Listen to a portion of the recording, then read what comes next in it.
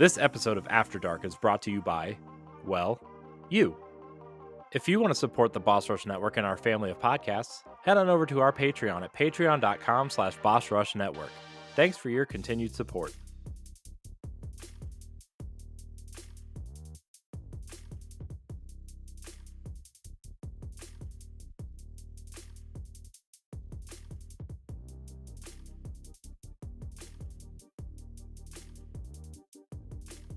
Hello everybody, welcome to Boss Rush After Dark, the alternative podcast here on the Boss Rush Network. Clearly I'm not Laron. I know we look the same, we are brothers at heart, but very clearly not Laron. We are on site at PAX East. I am your host for this episode, this very special episode, Courty Dirrig, and alongside me for this episode is Hellen Norris and Courty Yikes, our part of our writing team and social media stuff, and we are going to talk about mental health. It is a topic that has come up recently. We have a video game book club out for patrons, will be out shortly for everybody for Hellblade: Senua's Sacrifice, a game that focuses on mental health, on psychosis, and I think we all have experienced some sort of mental health issue in one way or another. We saw a lot of mental health, or places that provide help for people struggling with mental health. Guardians Mental Health, Geek Therapeutics was here. There were a few other tables that had things going around for mental health. Mary Helen, this was a topic that you actually brought up and was very important to discuss. For a couple reasons. I'm going to steal some verbiage out of Guardian's pamphlets, but 1 in 4 people do suffer with mental health issues. 1 in 20 are considered serious, and at the moment, I'm in the former, but I have been in the latter category. That's part of the reason why it's such a near dear cause to me. It's been a 4-year journey, and I'm in a better place than I was even 6 months ago, but that's why I'm so passionate about it, because there is a bit of a stigma to mental health, and for someone that's seeking help, or someone that's having to go on medication for an extended period of time to help get them to that spot, or even if they're staying on it permanently. And there's nothing wrong with that. There's nothing wrong with seeking help. And when I saw that Guardians and Geek Therapeutics was going to be there, I wanted to speak with both of them, and I have spoken with both of them while we've been here at PAX. And also through Whitethorn Games, got a couple additional organizations I want to take a look at next week when I'm back home, to see if we can touch base with them and maybe also work out something, because May is Mental Health Awareness Month. We're already like a month away from that. It's the end of March. It's insane. I know. I had this weekend always felt so far away, and now it's here and almost over, and now we're almost into May and summer. But I think I had a couple great interactions with Guardians Mental Health this week. Joe was very, very helpful and very, patient, kind of listening to me. I wasn't aiming to open up to him, but you say you've been on a 4-year journey. My journey has been a little over a year, trying to accept certain things. And I'm in the Destiny community. I'm pretty deep in the Destiny community, and Guardians Mental Health has always been there. Like, it's always been present. They sponsor Bungie's charity type events and their initiatives, and Bungie sponsors them because Guardians, Destiny, they're just connected. They're very connected.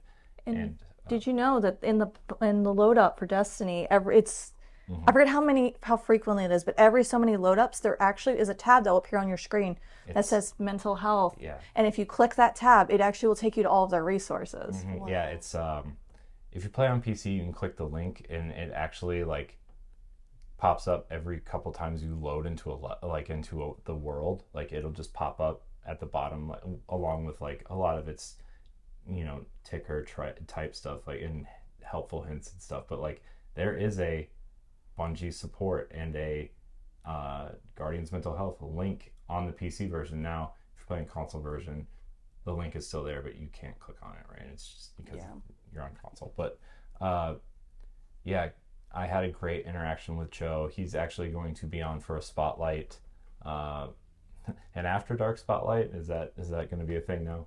But in all seriousness, Joe was very patient and understanding, and was really able to kind of help me, even though I wasn't seeking help, and it was really powerful. And then I went back today, and he gave us a bunch of stuff that's over by my bag, and they were great. And I met one of the doctors. I'm sorry, I forget your name right now. I'm Geek Therapeutic? No, at Guardians Mental Health. Okay. Yeah, and they were just so helpful and so great, and to the point where Joe gave me his direct email address to set something up, and so we can talk about it. And so very grateful for them. And I would say Boss Rush in general and After Dark in general, but I don't talk a lot about my issues for various reasons, right? And everybody here has allowed me to open up about it. Yeah. And that's also really helped. I don't know, it's just something I've really struggled with for a long time, and accepting it. Obviously, acceptance is the first step in anything. So yeah. Yeah. Not just that though. You gotta realize also when you were younger, that generation dealing with mental health, it's shake it off. You're fine. Yep. Move on. Get over it. And now it's everyone's it's okay. You can't open up, and it's so hard to break what your parents were taught or what they were taught by you. And it's just kind of it's kind of nice to know that even at PAX there was things for people in the gaming community, because you're not just tied off alone in your room and letting that be your therapy. It was more of there is an actual person. It's not just a computer or a character that you hold on to for dear life because that's that person. There were two interesting resources I discovered. One was there was an AFK room at PAX. Well, we're still technically in the middle of it.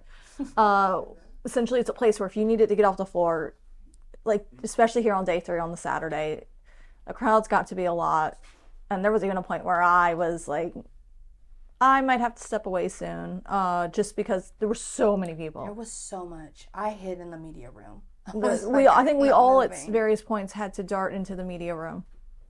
Ed's gonna walk in front of the camera, everybody. Everyone say hi to Ed. Oh, I was gonna just grab her on the side. Oh. Just kidding. Ed's not gonna grace us with his presence. No. We're sorry. Another one was over at Geek Therapeutics in their booth. They had a wheel. They have a therapy deck, a geek therapy deck, and you had to pick a card and have a self-reflection question, and then you got to spin the wheel to get a free something, it was mini die, stickers, all these things. And so yeah. It's too late. Oh my gosh. This very serious episode, and Ed's crawling on the floor to get through so he All doesn't. you see is butt. Yeah, I'm leaving this in the video, by the way. I'm leaving this in mostly because I don't feel like doing a hardcore edit on this video. So yeah, you're stuck there for the rest of this, just so you know. I actually meant to go do that wheel thing, and we all were very busy. It's been a lot. You still have time tomorrow to try it out. Yeah, I know, but I'm using tomorrow morning to kind of finish any last minute things and say goodbye to everybody and that kind of thing. But oh my gosh, Ed the sequel, even though I distinctly told him no. Yeah. But yeah, I definitely felt really overwhelmed, especially yesterday and today for the most part. But I was on some pretty big celebrity highs today. I'm not gonna lie to you. But yesterday I felt really overwhelmed to the point where I came up around on lunchtime, I guess, and sat, and Stephanie and David were working. I just sat down. And David looked at me. He's like, "You're all right?" I'm like, "I just need a minute." Yeah, and so, yeah, but I appreciate that, Geek Therapeutics offers that, and, the AFK rooms, and I'm I'm glad there are organizations out there that will help people, because like you said, there is a stigma, and there's different stigmas for different types of people. And Courty, you brought this up, the generational stigma of like, for me, it's you're the man. You need to be the rock for your entire family. The feelings you feel need to be bottled up because you need to take on the, I don't want to say burden, that's the wrong word, but that of your family. If they need something, you need to be there. And it's just very frowned upon for a man to have feelings, even to this day. And in the Midwest, it's still like that, and even though I don't want to say we live in a fantasy world where we all kind of, we can unplug a little bit.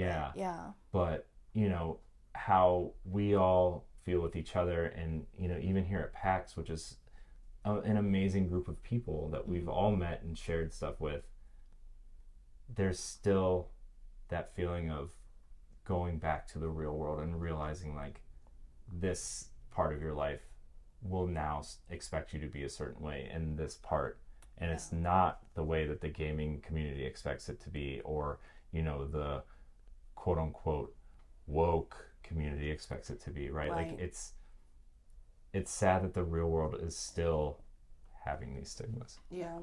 And it's, as we mentioned, 1 in 4 people suffer from it. I know, like when I said 4 years ago, part of it was I just hit a point where I kind of snapped. I had lost a job, which forced me to have to move back home to my hometown and back in with my mom. Turn around 4 months after I moved back in, this the pandemic, which caused a lot of mental health issues for a lot of people.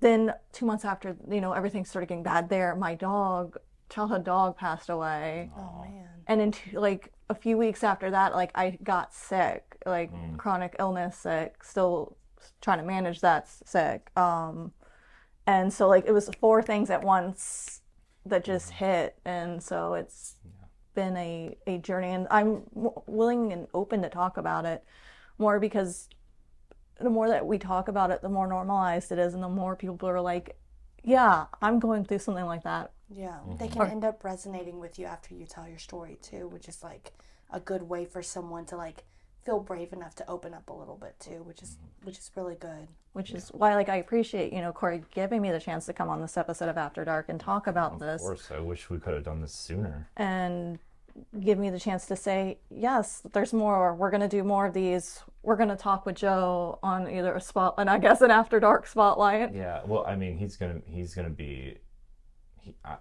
I'm so excited to talk to him. He's just so genuine and so nice, and he's super sweet. And it was funny. We were talking about having him and the other gentleman that I met both on, and Joe's just like, yes, he's going to provide the information. I'm just going to sit here and stroke my beard and make him think I'm smart, but I'm really just the guy, right? And I appreciated his humor, and like I'm the type of person that appreciates humor in serious situations, and I know a lot of people don't. And for me, when I'm uncomfortable in a serious situation, I always try to crack a joke, and it's just like an instinct. And people react to it so bad. I know. I'm also that person in the room. But you just opened up a little bit, and like aside from all the things that I've gone through in my life, I haven't really. I mean, I've told them, right? But like, and I have a hard time even telling my parents this, because they don't believe in mental health and all that stuff, right? Because they're in their 70s. They're done learning things. Yeah. I wish I could teach them, but it's fine. Your dad still like keeps up and keeps everything like bottled inside because he's mad. Yeah. Okay. Yeah. And so, but last year, and this is when I kind of like went to a doctor for the first time to see what was quote unquote wrong with me. And so we did a few things. We talked. We didn't run tests, but we did like some mental exercises, and my wife went with me. I was diagnosed with ADHD, which I know is like a lot of people kind of outside of believing mental health is a fad, a fad diagnosis. It's the fun diagnosis. It's you have trouble focusing. You have to always try to be multitasking. You always start new projects when you're bored. And yes, that's totally me. But also something that I learned is that the way my brain operates and the way, and I know everybody here has witnessed it while we've been here, overthinking, am I in the way, did I felt terrible that the cheese and the ham was left out because I was the last person to use it and I didn't put it away, right? Or like, it's little things like that at the end of the day aren't really a big deal. Yeah. But for me, it was like almost like a life-altering like feeling. And I talked to my doctor, and this is how I feel in a lot of these situations. And if someone isn't talking to me, are they mad at me? Is it my fault? Type thing. And I want to talk about things that I'm interested in, and I don't care about anything else, stuff like that. And I was preliminarily diagnosed with being on the spectrum, which is like, I guess you don't really want to hear that. Yeah. A lot of, it's like it's a scary thing, especially as an adult, when you hear all these horror stories of kids that fall on the spectrum. And, not to get super personal, but like we are finding that challenge with my daughter currently. It's not bad. Maybe, it's a good thing you're catching it early, because like for women, you don't really figure it out till you're like in your 20s. Yeah, and my nephew has ADHD and is very,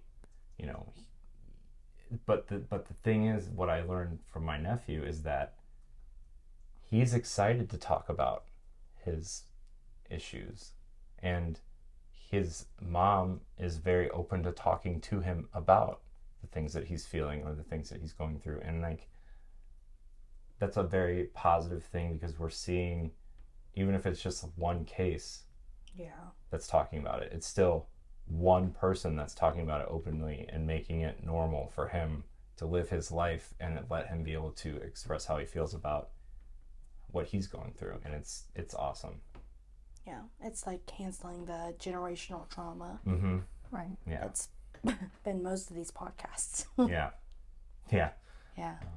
Stinking parents. An important thing to note about mental health is it doesn't present in people the exact same way in everybody. Mm-hmm.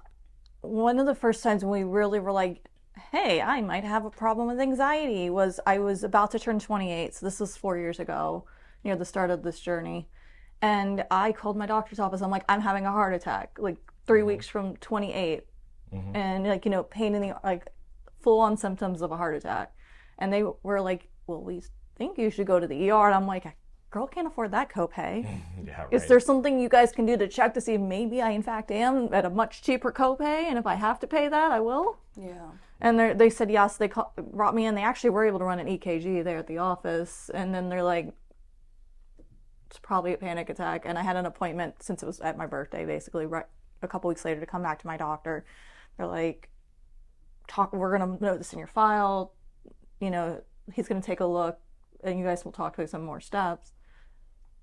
And so, came back, and he's like, we're going to try these meds out. And so I went on those. I went on, like, one is a preventative, like a daily thing, and one is a as needed. And I actually am still on the as needed. Mm-hmm. That's exactly what I'm on. And then, I mean, maybe not the same medication, but a daily and then as a needed. And then a few months later, I went on an antidepressant as well, because I came in for a follow-up visit to check the anxiety meds, and he's like, I think we need to do this too. So that one, we actually had to experiment with a couple to find one. But I actually my doctor took me off everything but the just in case it gets bad one about 6 months ago. So It's awesome. we're seeing how it goes. There's a history of it in my family, and I'm, grew up well aware.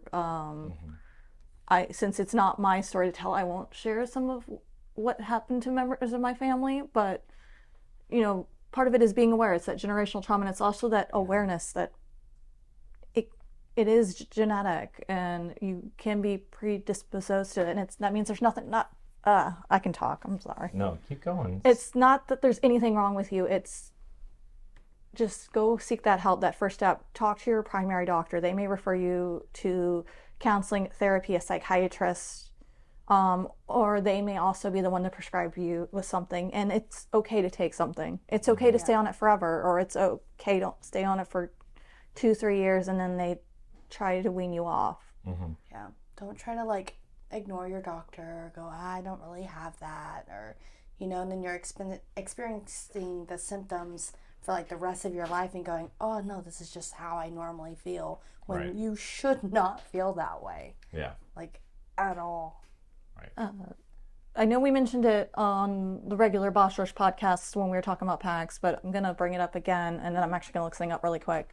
But Guardians Mental Health, it's guardiansmh.org. They have plenty of resources, and keep an eye out in this space and on bossrush.net. We're going to start sharing more resources and that are available not just in the gaming space, but for mental health in general, but especially we want to focus on the gaming space and come to where you guys are as gamers. And I did also want to grab, and I should know this number off the top of my head, and I don't. Hold on one second. While you look that up, I just want to say, personally as I guess the de facto leader of this team, I'm going to really push to work and hopefully do more than just Mental Health Awareness Month with Guardians Mental Health. I want to make it an ongoing thing, whether we have them on every 6 weeks, every 2 months, every, couple of weeks in terms of some sort of recording. And I know I would like to follow up with people all the time, and, things happen and whatever, but yeah. And I guess if you're an organization that, needs your voice heard, or, you want to reach out and have someone else explain your story, we're talking about Guardians and Geekly from PAX and stuff. Courty's email is always open. Yeah, Sure we'd love to hear from you, be able to share your resources with our audience and with the gaming community in general. And on a more serious note, if you are listening to this and are having suicidal thoughts or thoughts of self-harm, the National Suicide Prevention Lifeline is open 24/7 at 1-800-273-8255. That's 1-800-273-8255. And in some places, you can also just dial 988 and you will get them. There's someone always there ready to talk with you about what's going on.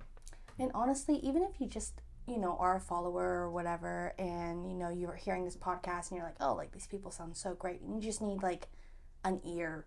There's multiple ears. We're just, hey, how are y'all? I heard your podcast about mental health and wanted to reach out. Just, shoot my shot. How are you? Yeah, I mean, my DMs are open for a reason. Yeah. I know this is after dark, and most people think that's for a different reason. But seriously, we've had people reach out to us in ways that I have never expected, and not very many, but a few. And it's been, reach out to me, reach out to, I know since you're the very large mental health advocate, I don't know if you want them to reach you anywhere. Yeah, you can find me on Twitter, because I refuse to call it X, at girlinpink44. My DMs are also open. Feel free to reach out. I will apologize in advance for the large, well, actually, now that I'm done with March, there will not, you have a reprieve from a large amount of basketball-related tweets, but... Yeah, we experienced that the other day. You guys got a muted version of that. We'll talk about. Yeah. That was muted. Oh. Yeah. The energy shifted in the house. I was like, oh, someone's mad. Good times. Well, Mary Hellen, thank you for spearheading this initiative. It's a very important one that we probably should have spearheaded a long time ago, but I appreciate your work going into PAX and obviously beyond as we move forward. Courty, also thank you for joining us on this episode. Yeah, if you ever want to talk about generational trauma, I'm your girl. That's for sure. On that note, thank you guys for watching Boss Rush After Dark. If you want to support the podcast and get it 2 weeks early, you can go to patreon.com/Boss Rush Network for just $1. Every episode is 2 weeks early, ad-free. What else? You get other early access perks to our other podcasts as well, like the Boss Rush podcasts and Expansion Pass and Book Club and all those things. BossRush.net is our website. You can read articles mostly from these two. I try sometimes. But yeah, thank you guys so much for watching and or listening. And until next time, we love you. Goodbye. See you guys. If you want to see how you can become a Patreon producer, head on over to patreon.com/BossRushNetwork. The Patreon producers for this month are Adriel Munger, Austin Campbell, Celeste Roberts, Christian S., Sana Dirrig, Francisco Santillan, Matthew Keel, and Todd Oxtra. Thanks for your continued support of the Boss Rush Network.